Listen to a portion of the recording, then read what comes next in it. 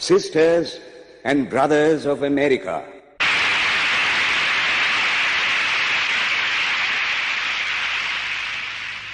it fills my heart with joy unspeakable to rise in response to the warm and cordial welcome which you have given us. I thank you in the name of the most ancient order of monks in the world. I thank you in the name of the mother of religions. And I thank you in the name of the millions and millions of Hindu people of all classes and sects. My thanks also to some of the speakers on this platform who, referring to the delegates from the Orient, have told you that these men from far-off nations may well claim the honor of bearing to different lands the idea of toleration. I am proud to belong to a religion which has taught the world both tolerance and universal acceptance. We believe not only in universal toleration, but we accept all religions as true. I am proud to belong to a nation which has sheltered the persecuted and the refugees of all religions and all nations of the earth. I am proud to tell you that we have gathered in our bosom the purest remnant of the Israelites who came to southern India and took refuge with us in the very year in which their holy temple was shattered to pieces by Roman tyranny. I am proud to belong to the religion which has sheltered and is still fostering the remnant of the grand Zoroastrian nation. I will quote to you, brethren, a few lines from a hymn which I remember to have repeated from my earliest boyhood, which is every day repeated by millions of human beings. As the different streams, having their sources in different places, all mingle their water in the sea, so, O Lord, the different paths which men take through different tendencies, various though they appear, crooked or straight, all lead to Thee. The present convention, which is one of the most august assemblies ever held, is in itself a vindication, a declaration to the world of the wonderful doctrine preached in the Gita. Whosoever comes to me, through whatsoever form, I reach him. All men are struggling through paths which in the end lead to me. Sectarianism, bigotry, and its horrible descendant, fanaticism, have long possessed this beautiful earth. They have filled the earth with violence, drenched it often and often with human blood, destroyed civilization, and sent whole nations to despair. Had it not been for these horrible demons, human society would be far more advanced than it is now. But their time is come, and I fervently hope that the bell that tolled this morning in honor of this convention may be the death knell of all fanaticism, of all persecutions with the sword or with the pen, and of all uncharitable feelings between persons wending their way to the same goal.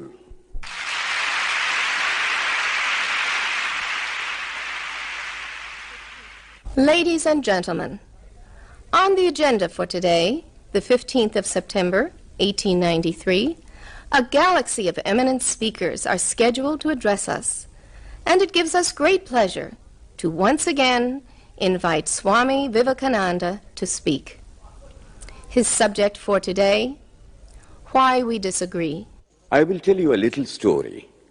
You have heard the eloquent speaker who has just finished say, "Let us cease from abusing each other," and he was very sorry that there should be always so much variance. But I think I should tell you a story which would illustrate the cause of this variance. A frog lived in a well. It had lived there for a long time. It was born there and brought up there, and yet was a little small frog.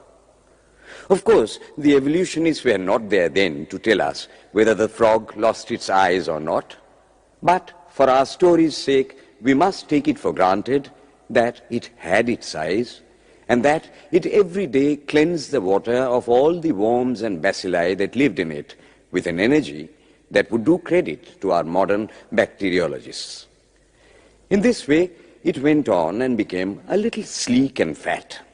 Well, one day, another frog that lived in the sea came and fell into the well. "Where are you from?" "I am from the sea." "The sea? How big is that? Is it as big as my well?"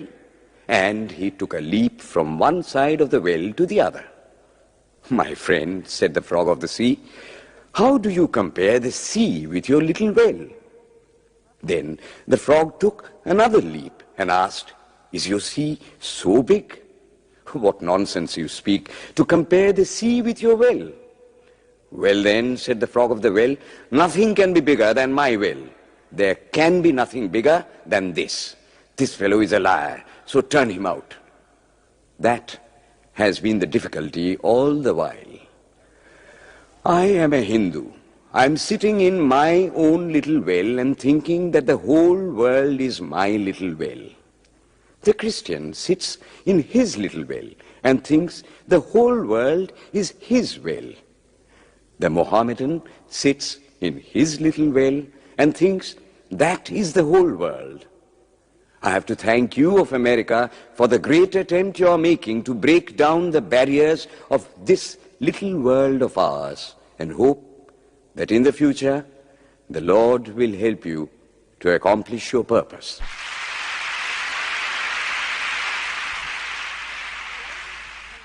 Delegates and friends, today, the 19th of September, 1893, is the 9th day of the World's Parliament of Religions.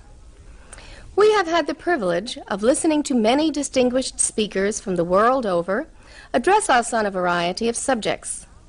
The time is at hand to now listen to the great monk from India, Swami Vivekananda, read his paper on Hinduism.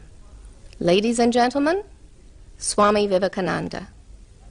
From the high spiritual flights of the Vedanta philosophy, of which the latest discoveries of science seem like echoes, to the low ideas of idolatry with its multifarious mythology, the agnosticism of the Buddhists and the atheism of the Jains, each and all have a place in the Hindu's religion. Where then, the question arises, where is the common center to which all these widely diverging radii converge? Where is the common basis upon which all these seemingly hopeless contradictions rest? And this is the question I shall attempt to answer. The Hindus have received their religion through revelation, the Vedas. They hold that the Vedas are without beginning and without end. It may sound ludicrous to this audience how a book can be without beginning or end. But by the Vedas, no books are meant. They mean the accumulated treasury of spiritual laws discovered by different persons in different times.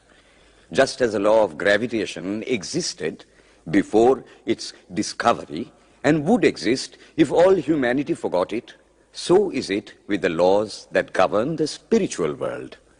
The moral, ethical, and spiritual relations between soul and between individual spirits and the Father of all spirits were there before their discovery and would remain even if we forgot them.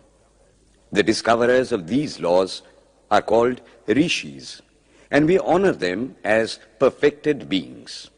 I'm glad to tell this audience that some of the very greatest of them were women. Here it may be said that these laws, as laws, may be without end, but they must have had a beginning. The Vedas teach us that creation is without beginning or end. Science is said to have proved that the sum total of cosmic energy is always the same. Then, if there was a time when nothing existed, where was all this manifested energy? Some say it was in a potential form in God. In that case, God is sometimes potential and sometimes kinetic, which would make him mutable. Everything mutable is a compound, and everything compound must undergo that change which is called destruction. So, God would die, which is absurd. Therefore, there never was a time when there was no creation.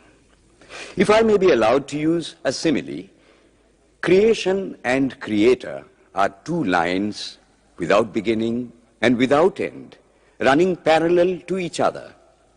God is the ever-active providence by whose power systems after systems are being evolved out of chaos, made to run for a time and again destroyed. This is what the Brahmin boy repeats every day. The sun and the moon the Lord created like the suns and moons of previous cycles. And this agrees with modern science. Here I stand, and if I shut my eyes and try to conceive my existence, what is the idea before me? The idea of a body. Am I then nothing but a combination of material substances? The Vedas declare, no. I am a spirit living in a body. I am not the body. The body will die, but I shall not die. Here am I in this body. It will fall, but I shall go on living. I had also a past. The soul was not created, for creation means a combination, which means a certain future dissolution. If then the soul was created, it must die. Some are born happy, enjoy perfect health with beautiful body, mental vigor, and all wants supplied. Others are born miserable. Some are without hands or feet. Others again are idiots and only drag on a wretched existence. Why, if they are all created, why does a just and merciful God create one happy and another unhappy? Why is he so partial? Nor would it mend matters in the least to hold that those who are miserable in this life will be happy in a future one. Why should a man be miserable even here in the reign of a just and merciful God? In the second place, the idea of a creator God does not explain the anomaly, but simply expresses the cruel fiat of an all-powerful being. There must have been causes then, before his birth, to make a man miserable or happy, and those were his past actions. Are not all the tendencies of the mind and the body accounted for by inherited aptitude? Here are two parallel lines of existence, one of the mind, the other of matter. If matter and its transformations answer for all that we have, there is no necessity for supposing the existence of a soul. But it cannot be proved that thought has been evolved out of matter. And if a philosophical monism is inevitable, spiritual monism is certainly logical and no less desirable than a materialistic monism. But neither of these is necessary here. We cannot deny that bodies acquire certain tendencies from heredity, but those tendencies only mean the physical configuration through which a peculiar mind alone can act in a peculiar way. There are other tendencies peculiar to a soul caused by his past actions, and a soul with a certain tendency would, by the laws of affinity, take birth in a body which is the fittest instrument for the display of that tendency. This is in accord with science, for science wants to explain everything by habit, and habit is got through repetitions. So, repetitions are necessary to explain the natural habits of a newborn soul, and since they were not obtained in this present life, they must have come down from past lives. There is another suggestion. Taking all these for granted, how is it that I do not remember anything of my past life? This can be easily explained. I am now speaking in English. It is not my mother tongue. In fact, no words of my mother tongue are now present in my consciousness. But let me try to bring them up. And they rush in. That shows that consciousness is only the surface of the mental ocean, and within its depths are stored up all our experiences. Try and struggle. They would come up, and you would be conscious even of your past life. This is direct and demonstrative evidence. Verification is the perfect proof of a theory, and here is the challenge thrown to the world by the rishis. We have discovered the secret by which the very depths of the ocean of memory can be stirred up. Try it, and you would get a complete reminiscence of your past life. So then, the Hindu believes that he is a spirit. Him the sword cannot pierce, him the fire cannot burn, him the water cannot melt, him the air cannot dry. Is nowhere but whose center is located in the body, and that death means the change of the center from body to body. Nor is the soul bound by the conditions of matter. In its very essence, it is free, unbounded, holy, pure, and perfect. But somehow or other, it finds itself tied down to matter and thinks of itself as matter. Why should the free, perfect, and pure being be thus under the thraldom of matter, is the next question. How can the perfect soul be deluded into the belief that it is imperfect? We have been told that the Hindus shirk the question and say that no such question can be there. Some thinkers want to answer it by positing one or more quasi-perfect beings and use big scientific names to fill up the gap. But naming is not explaining. The question remains the same. How can the perfect become the quasi-perfect? How can the pure, the absolute, change even a microscopic particle of its nature? But the Hindu is sincere. He does not want to take shelter under sophistry. He is brave enough to face the question in a manly fashion, and his answer is, I do not know. I do not know how the perfect being, the soul, came to think of itself as imperfect, as joined to and conditioned by matter. But the fact is a fact for all that. It is a fact in everybody's consciousness that one thinks of oneself as the body. The Hindu does not attempt to explain why one thinks one is the body. The answer, that it is the will of God, is no explanation. This is nothing more than what the Hindu says, I do not know. Well then, the human soul is eternal and immortal, perfect and infinite, and death means only a change of center from one body to another. The present is determined by our past actions, and the future by the present. The soul will go on evolving up or reverting back from birth to birth and death to death. But here is another question.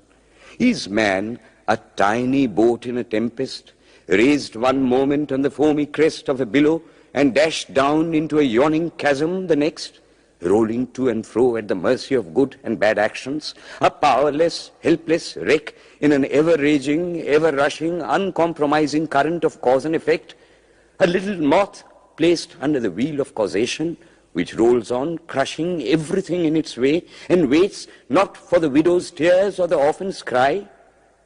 The heart sinks at the idea. Yet, this is the law of nature. Is there no hope? Is there no escape? Was the cry that went up from the bottom of the heart of despair. It reached the throne of mercy, and words of hope and consolation came down and inspired a Vedic sage, and he stood up before the world and in trumpet voice proclaimed the glad tidings. Hear ye, children of immortal bliss, even ye that reside in higher spheres. I have found the ancient one who is beyond all darkness, all delusion. Knowing him alone, you shall be saved from death over again. Children of immortal bliss. What a sweet, what a hopeful name. Allow me to call you, brethren, by that sweet name, heirs of immortal bliss. Yea, the Hindu refuses to call you sinners. We are the children of God, the sharers of immortal bliss, holy and perfect beings. Ye divinities on earth, sinners, it is a sin to call a man so. It is standing libel on human nature. Come up, O lions, and shake off the delusion that you are sheep. You are souls immortal, spirits free, blessed and eternal. Ye are not matter, ye are not bodies. Matter is your servant, not you the servant of matter. Thus it is that the Vedas proclaim not a dreadful combination of unforgiving laws, not an endless prison of cause and effect, but that at the head of all these laws, in and through every particle of matter and force stands one, by whose command the wind blows, the fire burns, the clouds rain, and death stalks upon the earth. And what is his nature? He is everywhere, the pure and formless one, the Almighty and the All-Merciful. Thou art our Father, thou art our Mother, thou art our beloved friend, thou art the source of all strength. Give us strength. Thou art he that beareth the burdens of the universe. Help me bear the little burden of this life. Thus sang the rishis of the Vedas. And how to worship him? Through love. He is to be worshipped as the one beloved, dearer than everything in this and the next life. This is the doctrine of love declared in the Vedas, and let us see how it is fully developed and taught by Krishna, whom the Hindus believe to have been God incarnate on earth. He taught that a man ought to live in this world like a lotus leaf, which grows in water but is never moistened by water. So a man ought to live in the world, his heart to God and his hands to work. It is good to love God for hope of reward in this or the next world, but it is better to love God for love's sake. And the prayer goes, Lord, I do not want wealth, nor children, nor learning. If it be thy will, I shall go from birth to birth. But grant me this, that I may love thee without the hope of reward. Love unselfishly for love's sake. One of the disciples of Krishna, the then Emperor of India, was driven from his kingdom by his enemies and had to take shelter with his queen in a forest in the Himalayas. And there, one day, the queen asked him how it was that he, the most virtuous of men, should suffer so much misery. Yudhishthira answered, Behold, my queen, the Himalayas. How grand and beautiful they are. I love them. They do not give me anything, but my nature is to love the grand, the beautiful. Therefore, I love them. Similarly, I love the Lord. He is the source of all beauty, of all sublimity. He is the only object to be loved. My nature is to love him, and therefore I love. I do not pray for anything. I do not ask for anything. Let him place me wherever he likes. I must love him for love's sake. I cannot trade in love. The Vedas teach that the soul is divine, only held in the bondage of matter. Perfection will be reached when this bond will burst, and the word they use for it is, therefore, mukti, freedom. Freedom from the bonds of imperfection, freedom from death and misery. And this bondage can only fall off through the mercy of God, and this mercy comes on the pure. So, purity is the condition of his mercy. How does that mercy act? He reveals himself to the pure heart. The pure and the stainless see God, yea, even in this life. Then and then only, all the crookedness of the heart is made straight. Then all doubt ceases. He is no more the freak of a terrible law of causation. This is the very center, the very vital conception of Hinduism. The Hindu does not want to live upon words and theories. If there are existences beyond the ordinary sensuous existence, he wants to come face to face with them. If there is a soul in him which is not matter, if there is an all-merciful universal soul, he will go to him direct. He must see him, and that alone can destroy all doubts. So, the best proof a Hindu sage gives about the soul, about God, is, I have seen the soul, I have seen God. And that is the only condition of perfection. The Hindu religion does not consist in struggles and attempts to believe a certain doctrine or dogma, but in realizing, not in believing, but in being and becoming. Thus, the whole object of their system is by constant struggle to become perfect, to become divine, to reach God and see God. And this reaching God, seeing God, becoming perfect, even as the Father in heaven is perfect, constitutes the religion of the Hindus. And what becomes of a man when he attains perfection? He lives a life of bliss infinite. He enjoys infinite and perfect bliss, having obtained the only thing in which man ought to have pleasure, namely God, and enjoys the bliss with God. So far, all the Hindus are agreed.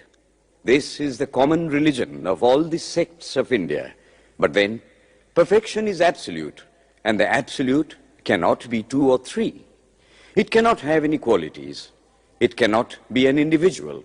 And so, when a soul becomes perfect and absolute, it must become one with Brahma, and it would only realize the Lord as the perfection, the reality of its own nature and existence, the existence absolute, knowledge absolute, and bliss absolute.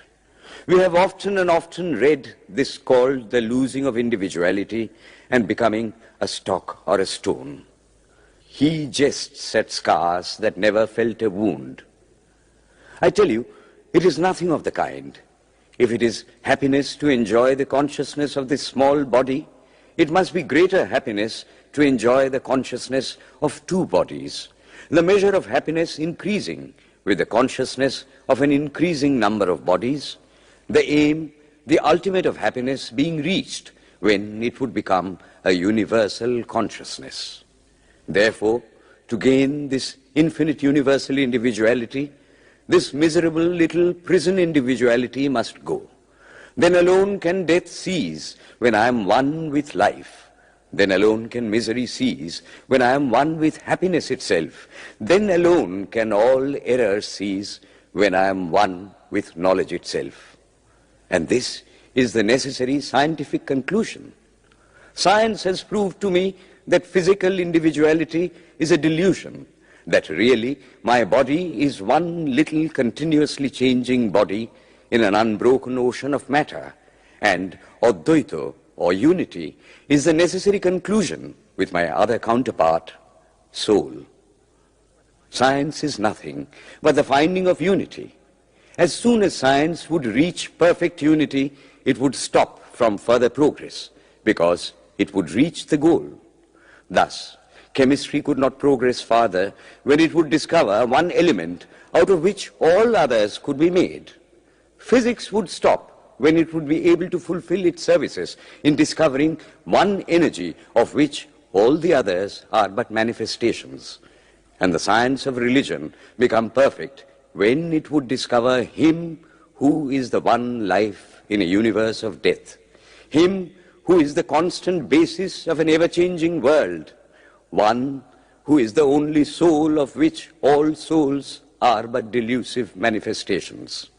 Thus is it, through multiplicity and duality, that the ultimate unity is reached. Religion can go no farther. This is the goal of all science. All science is bound to come to this conclusion in the long run. Manifestation and not creation is the word of science today. And the Hindu is only glad that what he has been cherishing in his bosom for ages is going to be taught in more forcible language and with further light from the latest conclusions of science. Descend we now from the aspirations of philosophy to the religion of the ignorant. At the very outset, I may tell you that there is no polytheism in India. In every temple, if one stands by and listens, one will find the worshippers applying all the attributes of God, including omnipresence, to the images. It is not polytheism, nor would the name henotheism explain the situation. The rose, called by any other name, would smell as sweet. Names are not explanations. The tree is known by its fruits. When I have seen amongst them that are called idolaters, men, the like of whom in morality and spirituality and love I have never seen anywhere, I stop and ask myself, can sin beget holiness? Superstition is a great enemy of man, but bigotry is worse. Why does a Christian go to church? Why is the cross holy? Why is the face turned toward the sky in prayer? Why are there so many images in the Catholic Church?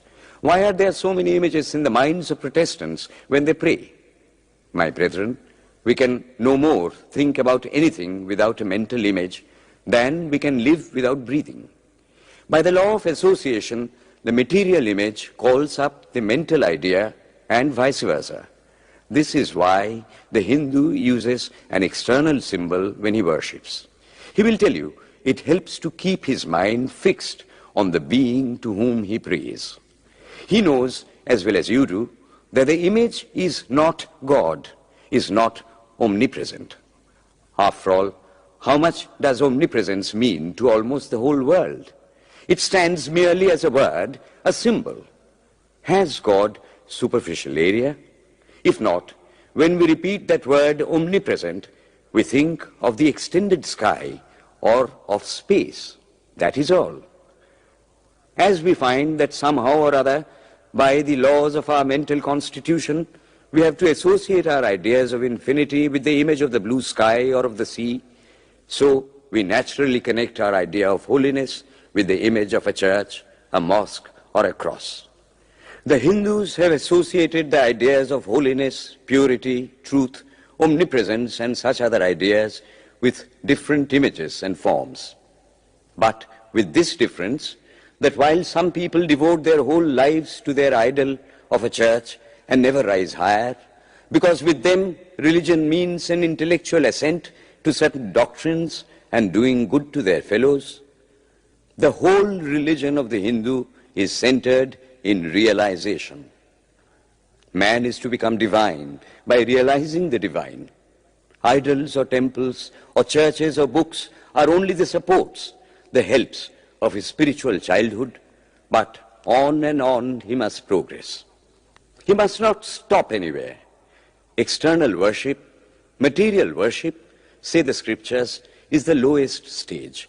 Struggling to rise high, mental prayer is the next stage. But the highest stage is when the Lord has been realized.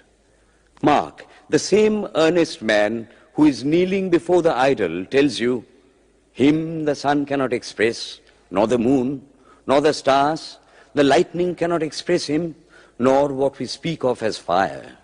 Through him they shine. But he does not abuse anyone's idol or call its worship sin. He recognizes in it a necessary stage of life. The child is father of the man. Would it be right for an old man to say that childhood is a sin or youth is a sin?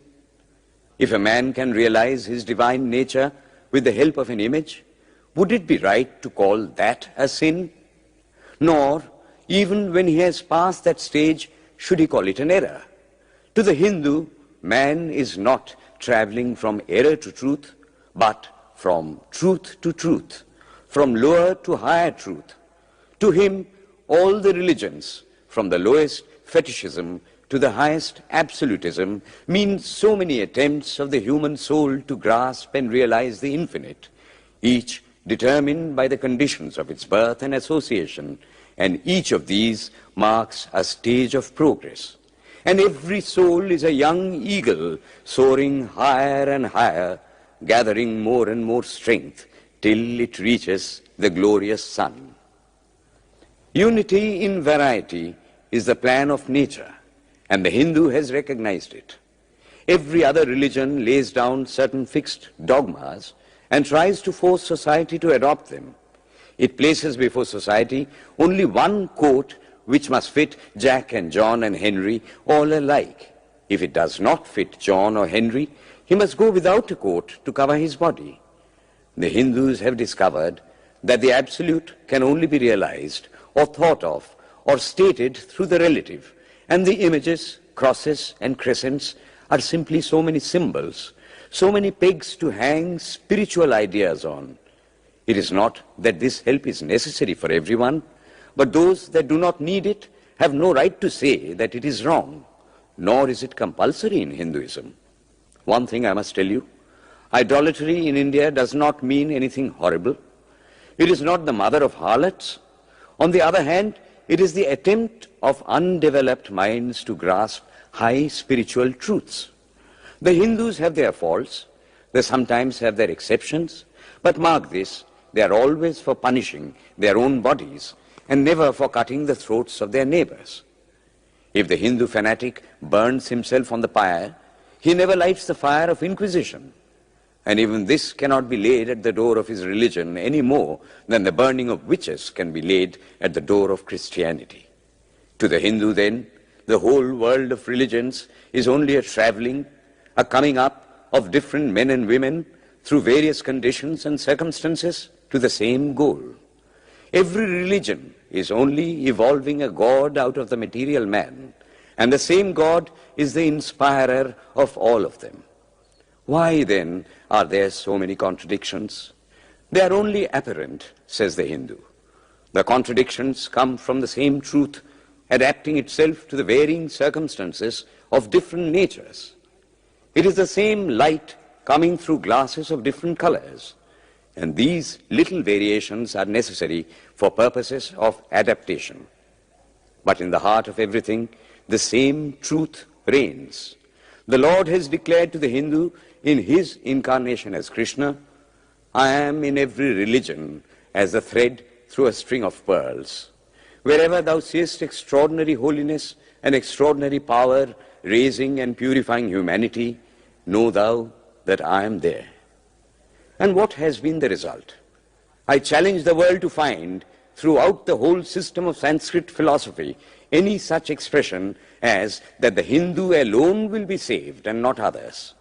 Says Vyasa, we find perfect men even beyond the pale of our caste and creed.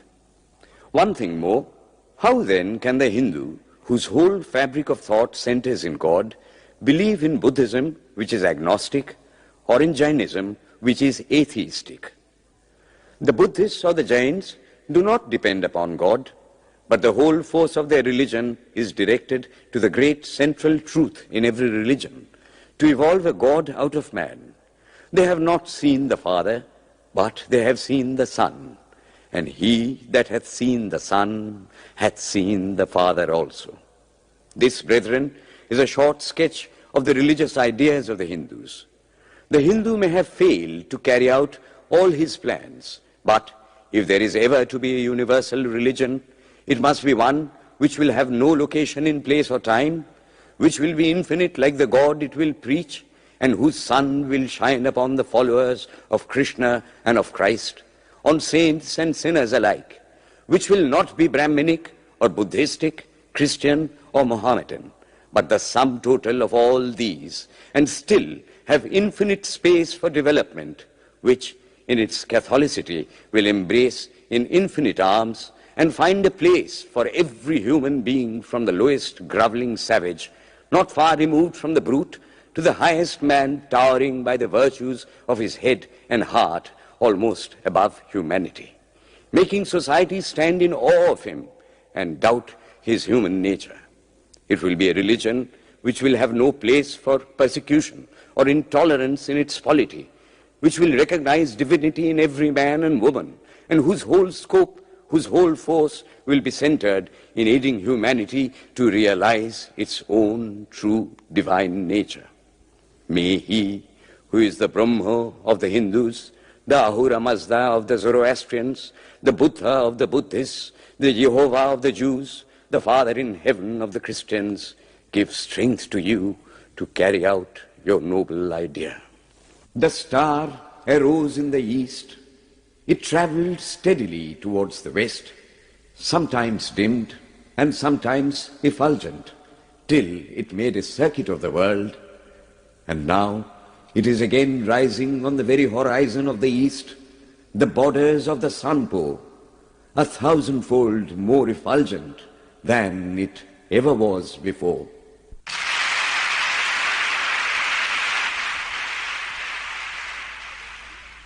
Today, the 26th of September, 1893, is the penultimate day of this Parliament of Religions at Chicago.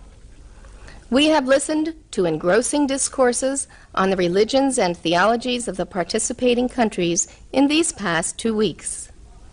In continuing this series, Swami Vivekananda will now speak on Buddhism, the fulfillment of Hinduism. The religion of the Hindus is divided into two parts, the ceremonial and the spiritual. The spiritual portion is specially studied by the monks. In that, there is no caste.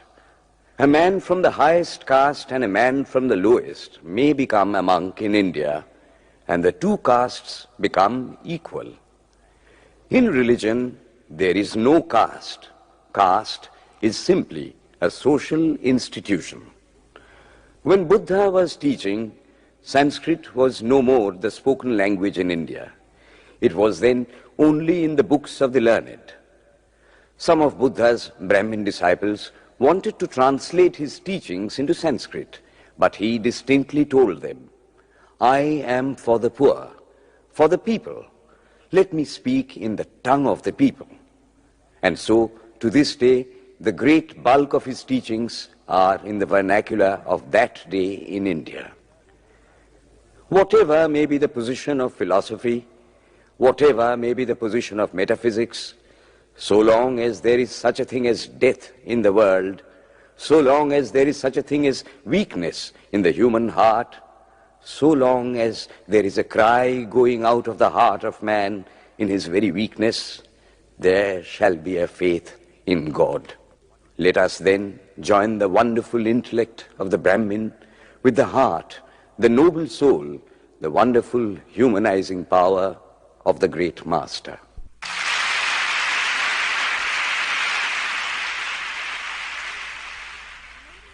Ladies and gentlemen, in a short while from now, the World's Parliament of Religions at Chicago will come to a close. And this day, the 27th of September, 1893, will go down in history as a landmark for more reasons than one. It is in the fitness of things that we now call upon Swami Vivekananda from India to address this final session. The world's Parliament of Religions has become an accomplished fact, and the merciful Father has helped those who labored to bring it into existence and crown with success their most unselfish labor. My thanks to those noble souls whose large hearts and love of truth first dreamt this wonderful dream and then realized it. My thanks to the shower of liberal sentiments that has overflowed this platform. My thanks to this enlightened audience for their uniform kindness to me and for their appreciation of every thought that tends to smooth the friction of religions. A few jarring notes were heard from time to time in this harmony. My special thanks to them, for they have, by their striking contrast, made the general harmony the sweeter. Much has been said of the common ground of religious unity.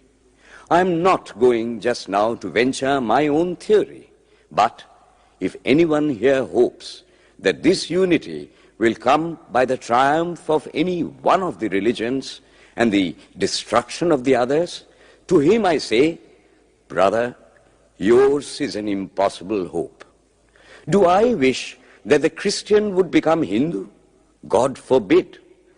Do I wish that the Hindu or Buddhist would become Christian? God forbid.